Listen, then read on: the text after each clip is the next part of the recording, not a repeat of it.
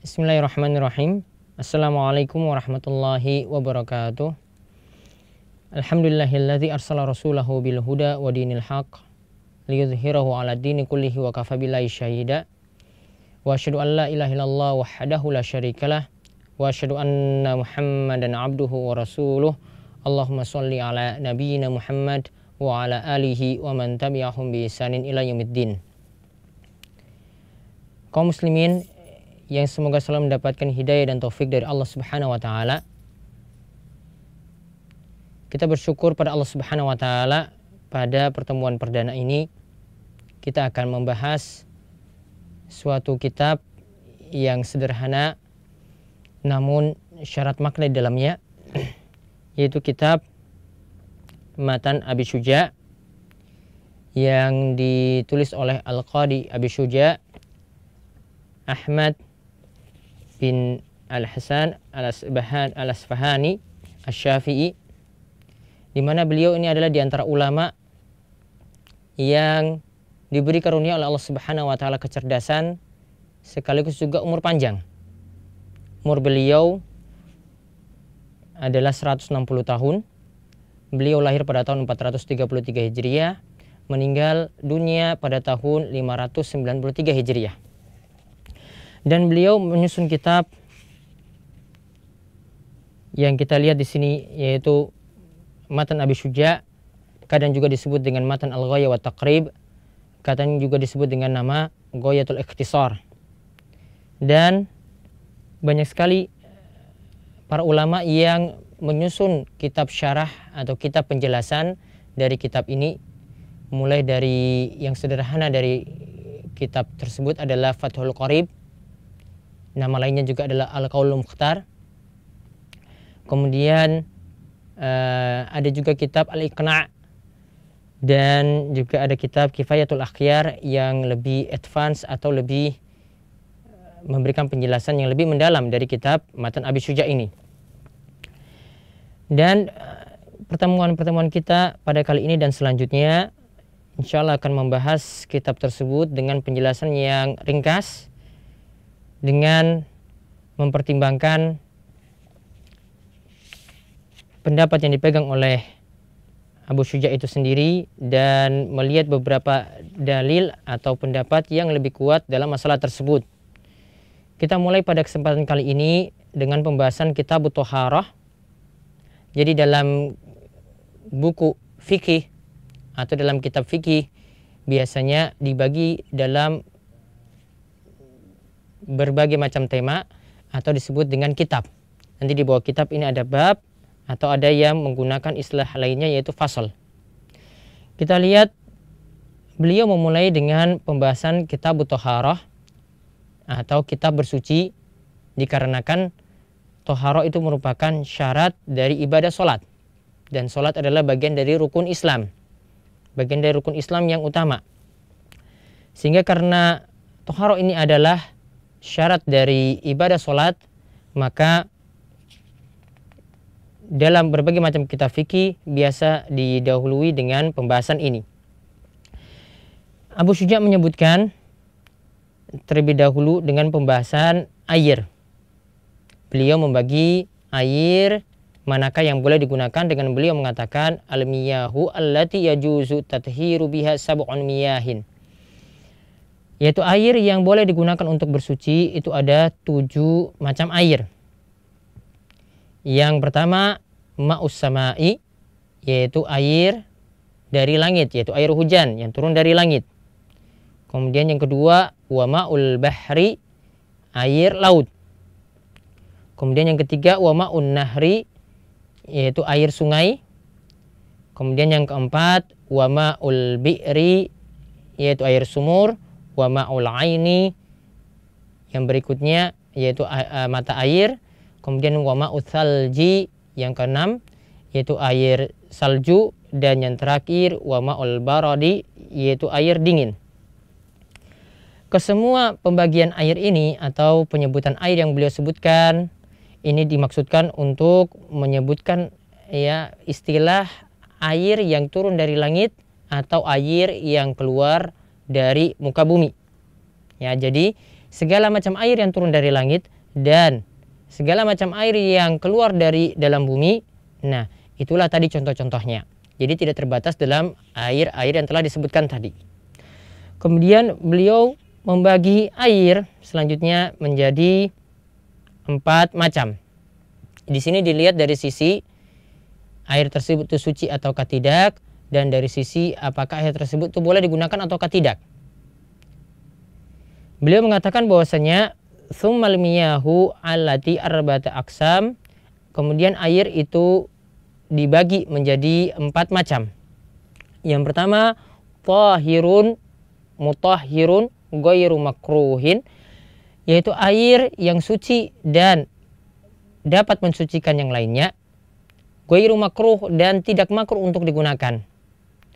Lalu beliau katakan wa huwal ma'ul mutlaq, dan air ini adalah yang disebut dengan air mutlak. Jadi air yang pertama ini itu adalah air yang suci, yaitu suci dari sisi air itu sendiri, dari sisi zatnya. Dari sisi zatnya air tersebut itu suci. Ya, jadi bukan najis. Kemudian dari sisi bolehkah digunakan untuk mensucikan yang lainnya, beliau sebutkan dengan istilah mutahhirun, yaitu air ini bisa digunakan untuk mensucikan yang lainnya. Artinya kita bisa menggunakannya untuk berwudu ataupun untuk mandi. Kemudian ghairu makruh, dan air ini tidak makruh untuk digunakan. Dan inilah yang beliau istilahkan tadi dengan air mutlak. Ini mencakup ya segala macam air yang telah disebutkan tadi, yang 7 macam tadi ya, yang tidak keluar dari yang disebut air, tidak keluar dari namanya air.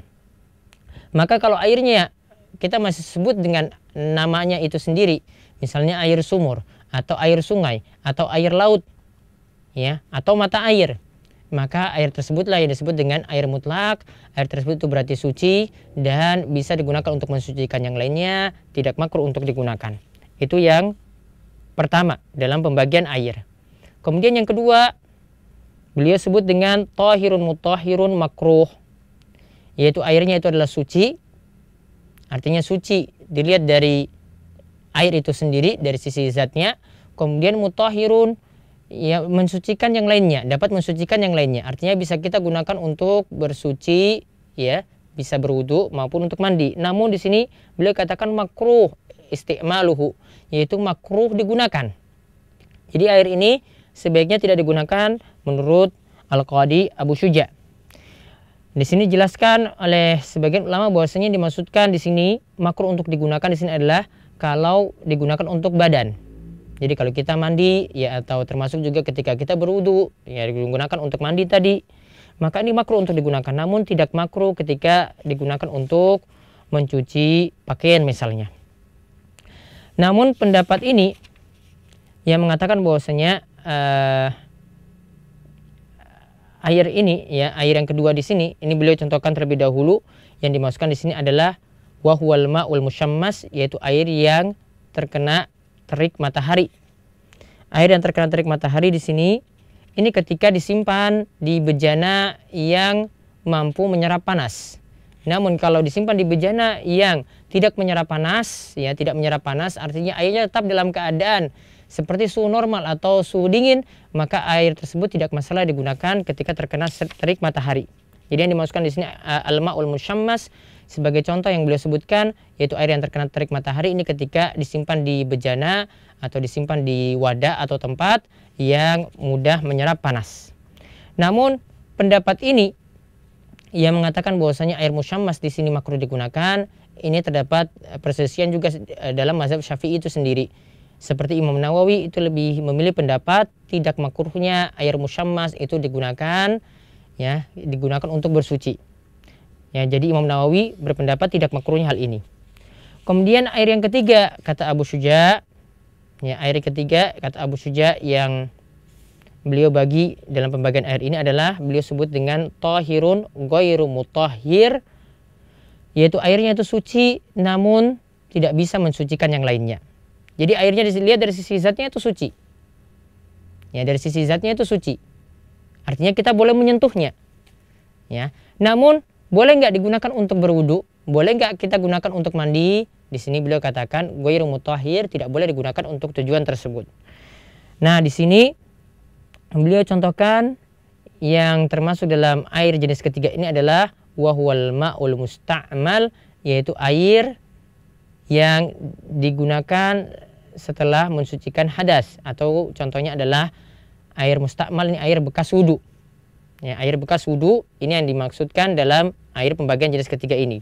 Dan beliau juga contohkan lagi adalah air wal mutaghayyiru bima khalatahu minat tahirat, yaitu air yang berubah karena bercampur dengan benda suci.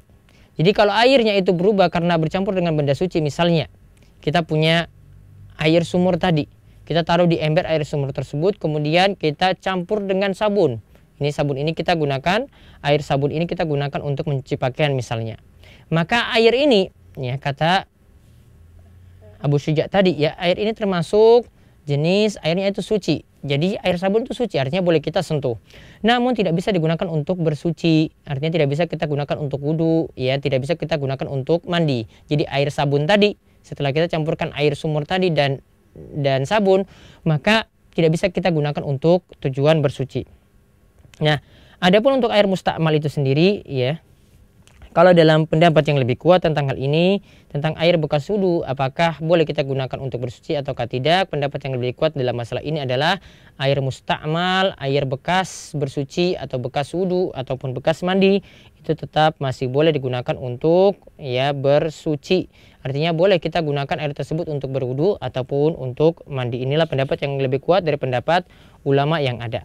Berbeda dalam pendapat yang dipegang oleh mazhab Syafi'i dan juga mazhab Hambali. Kemudian air yang terakhir yang beliau bagi adalah air najis, ma'un najisun, yaitu beliau sebutkan yang dimasukkan dengan air najis di sini adalah, beliau sebutkan di sini wa huwal ladzi halat fihi najasah, yaitu air yang kecampuran najis, ya air yang kecampuran najis, wa huwa dunal qulataini, dan air tersebut di bawah 2 kullah. Dan air tersebut di bawah 2 kullah. Jadi yang pembagian yang keempat di sini air najis, artinya airnya itu tidak suci dan berarti tidak boleh kita gunakan untuk mensucikan yang lainnya, artinya tidak bisa kita gunakan untuk berwudu dan juga tidak bisa kita gunakan untuk mandi. Dan di sini beliau sebutkan bahwasanya air ini kecampuran najis. Jadi misalnya air sumur. Maka air sumur ini ketika kemasukan kencing misalnya dan itu di bawah 2 kula air tersebut, maka air tersebut dihukumi najis. Apa yang dimasukkan dengan 2 kula? Para ulama berselisih dalam memperkirakan ukuran 2 kula ini. Gampangannya adalah kita perkirakan misalnya ukuran suatu bak itu dengan volume 1 meter kali 1 meter dikalikan 0,2 meter, ya artinya ya kisaran 0,2 meter kubik, ya 0,2 meter kubik, atau kalau kita taksir menjadi 200 liter. Jadi ada ulama yang katakan 230 liter, ya pokoknya ukuran sekitar itu, jadi sekitar 200-an liter. Maka air yang seperti ini, ya air seperti ini artinya air yang di bawah 2 kullah, artinya air yang di bawah 200 liter, misalnya airnya cuma 10 liter. Lalu kecampuran najis, terserah. Jadi menurut mazhab Syafi'i terserah air tersebut berubah ataukah tidak, karena kecampuran najis tadi, maka air tersebut dikatakan najis. Ya, air tersebut itu dikatakan najis. Namun kalau air tersebut ya air tersebut itu lebih daripada 2 kullah, ya lebih daripada 2 kullah, maka beliau katakan aukana kulataini fataghayyar. Kalau untuk air di atas 2 kullah artinya di atas 200 liter, maka dihukumi najis ketika air tersebut itu taghayyar, artinya ketika air tersebut itu berubah menjadi ya berubah bau, rasa ataupun warnanya ketika kecampuran najis tadi. Jadi dalam mazhab Syafi'i sekali lagi kesimpulannya, untuk ukuran air yang kemasukan najis tadi mereka pakai standar 2 kullah. Jadi standar 2 kullah ini jadi ukuran banyak atau tidaknya. Jadi kalau air itu kurang dari 2 kullah berarti itu dianggap air tersebut itu sedikit. Maka ketika kecampuran najis, misalnya tadi kemasukan kencing, ya walaupun cuma 1 tetes saja airnya itu di bawah 2 kullah, maka air itu tersebut dengan sendirinya dihukumi najis. Namun kalau airnya itu kurang dari 2 kullah, maka dilihat apakah air tersebut itu berubah ataukah tidak. Adapun ukuran 2 kullah yang dikatakan oleh Abu Syuja di sini, wal kulatani khamsumi ritlin bil Baghdadi takriban alal asah, yang dimaksudkan dengan air 2 kullah itu adalah air yang kisarannya adalah 500 ritl, bukan liter, ya tapi di sini ritl. Bil Baghdadi dengan ukuran Baghdad, itu menurut perkiraan inilah pendapat yang lebih kuat ya dari pendapat ulama mazhab Syafi'i yang ada. Nah, tentang air 2 kullah tadi ya, ini masalahnya untuk air yang kurang dari 2 kullah. Kalau tadi air yang lebih dari 2 kullah, ya dia menjadi najis ketika dia itu berubah bau, rasa ataupun warnanya. Namun sekarang yang jadi permasalahan di sini untuk air yang kurang dari 2 kullah, maka di sini para ulama berselisih pendapat apakah air tersebut ketika kemasukan najis itu menjadi berubah menjadi dihukumi najis ataukah tidak. Para ulama berselisih pendapat yang lebih tepat dalam masalah ini adalah air tersebut tetap dihukumi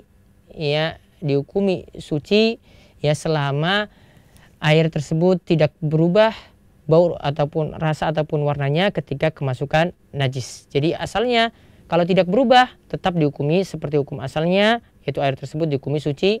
Karena Nabi SAW itu bersabda, al-ma'u tahurun la yunajjisu syai'un, air itu suci dan tidak ada yang bisa menajiskannya. Yang tidak bisa menajiskannya. Adapun pemahaman dalil dari hadis idza kana al-ma'u qullataini lam yahmilul khabath, jika air itu telah mencapai 2 kullah maka tidak ada yang bisa menajiskannya, ya. Maka yang dipahami dengan hadis ini adalah ya, kita tetap kembali pada dalil tadi, yaitu ketika air tersebut itu berubah ketika kemasukan najis, ya maka air tersebut dihukumi najis. Kalau tidak berubah maka tidak dihukumi najis. Jadi tidak kita ambil mafhumnya atau kebalikannya. Jadi kalau air dikatakan tadi ketika air telah mencapai 2 kullah maka tidak terpengaruh dengan najis, maka kalau kurang dari 2 kullah ya tidak kita pahami berarti kalau kurang dari 2 kullah maka air tersebut ya dihukumi najis ketika kecampuran najis. Ya tidak kita pahami demikian. Inilah pendapat yang lebih tepat dari mengkompromikan dalil-dalil yang ada. Jadi kesimpulannya ringkasnya beliau membagi air menjadi 4. Inilah keumuman pembagian air yang ada dalam ulama mazhab. Mereka membagi air menjadi air yang suci dan mensucikan, tidak makruh untuk digunakan. Kemudian air yang kedua adalah air yang suci ya dan mensucikan namun makruh untuk digunakan. Contohnya tadi adalah air yang terkena terik matahari. Kemudian air yang ketiga adalah air yang suci namun tidak mampu mensucikan yang lainnya, tidak bisa untuk mensucikan yang lainnya. Itu tadi contohkan adalah air mustakmal atau air bekas bersuci atau bekas wudu contohnya. Dan beliau contohkan lagi adalah air yang kecampuran benda suci seperti tadi air sabun yang kita contohkan. Kemudian yang keempat adalah air najis. Namun ya para ulama yang lainnya membagi air cuma 2 macam saja, seperti pembagian yang dipilih oleh Syekhul Islam Ibnu Taimiyah. Beliau membagi air cuma 2 macam, yaitu air tahur dan air najis, yaitu air yang suci dan bisa mensucikan, dan yang kedua adalah air najis. Ini pembagian yang cukup sederhana dari Syekhul Islam Ibnu Taimiyah.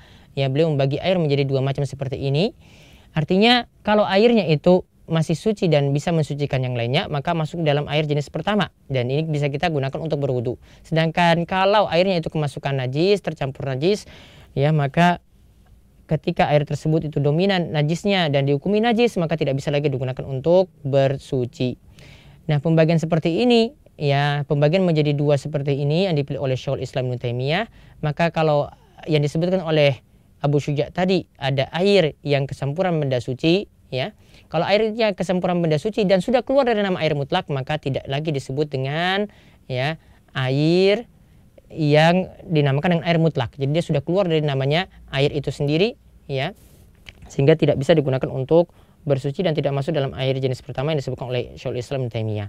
Jadi kesimpulannya kita bisa memilih yang pembagian yang 4 tadi dari Abu Syuja atau yang pembagian yang 2 macam tadi dari Ibnu Taimiyah. Intinya di sini adalah kapan air tersebut itu boleh digunakan ataukah tidak ketika kita itu bersuci. Mudah-mudahan pembahasan ringkas ini bermanfaat bagi para kaum muslimin sekalian, dan nanti pada kesempatan berikutnya kita akan melanjutkan lagi dengan fasal lainnya yang disebutkan oleh Abu Syuja. Wabillahi taufiq wal hidayah. Wassalamualaikum warahmatullahi wabarakatuh.